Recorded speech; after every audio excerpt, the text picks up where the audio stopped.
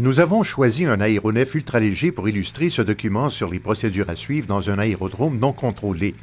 C'est précisément dans ce type d'aérodrome, et tout particulièrement dans ceux qui sont dotés d'une fréquence de trafic d'aérodrome, ATF, où vous serez le plus susceptible de côtoyer la plus grande variété d'aéronefs. Ultralégers, planeurs, autogires, hélicoptères et ballons. Notez que les procédures décrites dans cette vidéo s'appliquent à toutes les catégories d'aéronefs fonctionnant dans un aérodrome non contrôlé. Rappelez-vous également des règlements concernant les priorités de passage.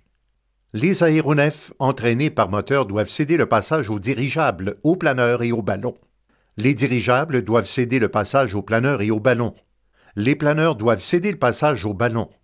Les aéronefs entraînés par moteur doivent céder le passage aux aéronefs qui remorquent un planeur ou d'autres objets ou qui, visiblement, transportent une charge à l'élingue. La principale différence entre un aérodrome non contrôlé à fréquence obligatoire, MF, et un aérodrome à fréquence de trafic d'aérodrome ATF, c'est que vous n'êtes pas requis d'avoir une radio à bord pour visiter le second. Si votre aéronef est doté d'équipements de radiocommunication, vous devrez suivre les procédures établies. Vous trouverez la fréquence à utiliser dans votre copie courante du CFS ou sur vos cartes VNC ou VTA.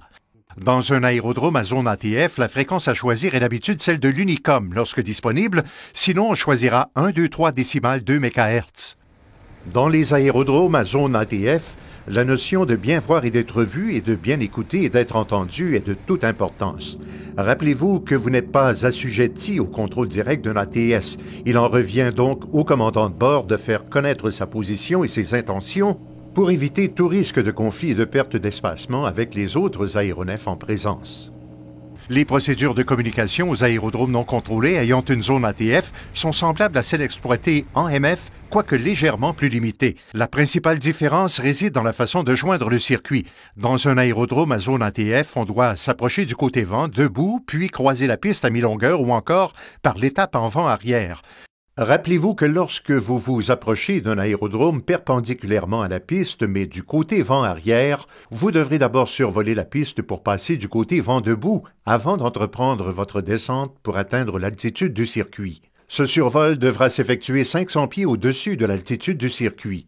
Une fois rendu du côté vent debout, vous devrez effectuer un virage de 180 degrés en descente afin de perdre ces 500 pieds, franchir de nouveau la piste à l'altitude du circuit et puis joindre le circuit à l'étape du vent arrière.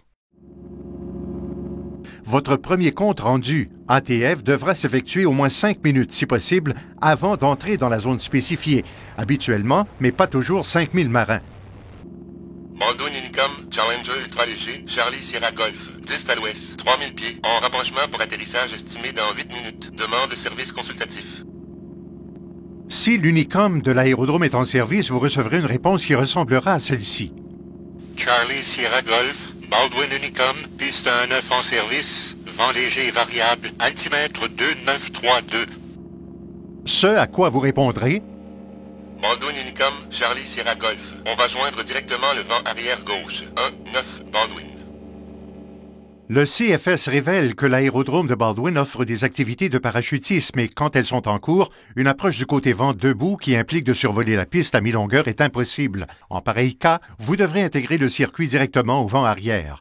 Si vous décidez de joindre le circuit en survolant la piste, communiquez directement avec l'avion largueur pour coordonner votre intégration au circuit et vous assurer que vous ne posez pas de risque aux sauteurs en descente.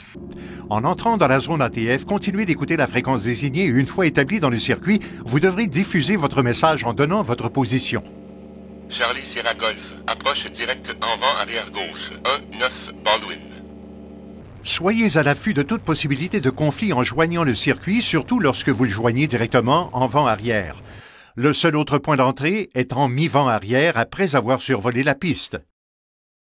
Une fois établi en vent arrière, effectuez vos vérifications avant atterrissage. Vérifiez la direction du vent et le choix de la piste en service, puis tournez sur le parcours de base. Après un dernier tour d'horizon préventif, tournez en finale, puis une fois établi, émettez votre compte-rendu suivant. Baldwin Unicom, Charlie Sierra Golf, établi en finale. 1-9 Baldwin. Soyez vigilants durant la descente vers la piste. Attendez-vous toujours à l'inattendu. Soyez prêts au cas où l'avion précédent est atterri à distance et mette du temps à dégager la piste. Un avion ou un véhicule au sol s'engage sur la piste sans autorisation.